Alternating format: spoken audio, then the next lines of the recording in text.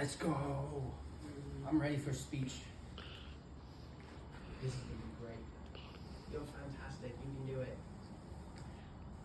Have you ever read an amazing story?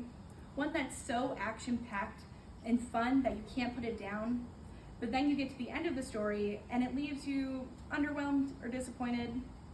Today we are reading Jill and Dragon, written by Leslie Barnes in 2016.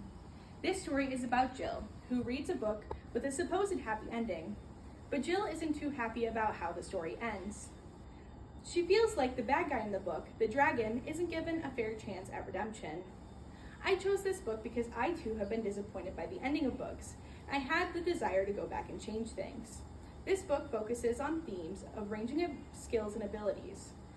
Pay attention to how Dragon is treated before and after he has a clear purpose, and the story also follows the consideration of others' feelings and empathy. Jill and Dragon by Leslie Barnes.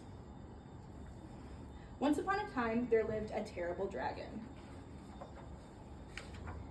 Happily ever after, said the last page in Jill's huge book. But Jill noticed that not everyone at the end of the story looked so happy. "Why are you sad, Dragon?" said Jill. "The king hates me," said Dragon, his pathetic eyes looking up at her from the page. "All I can do is burn, scorch, singe, char, and barbecue everything in the kingdom."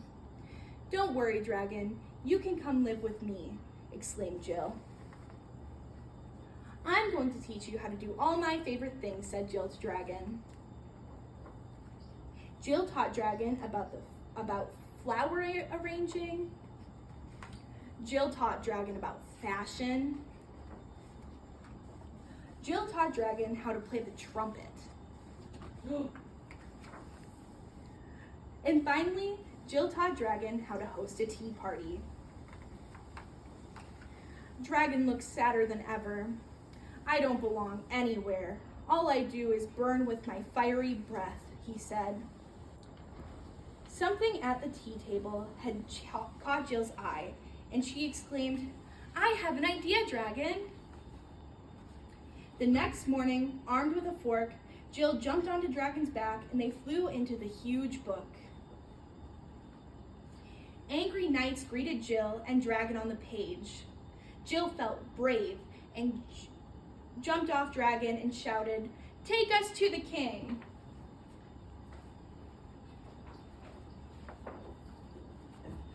Jill pulled a piece of bread out of her pocket and put it on the end of her fork and held it above her head. Carefully, Dragon began to char the bread, creating a striking, if rather flattering, portrait of His Majesty. The knights passed the portrait to the king. The knights took the toast from the king. The king took the toast from the knights. He nibbled at a corner, then a second corner, then a third.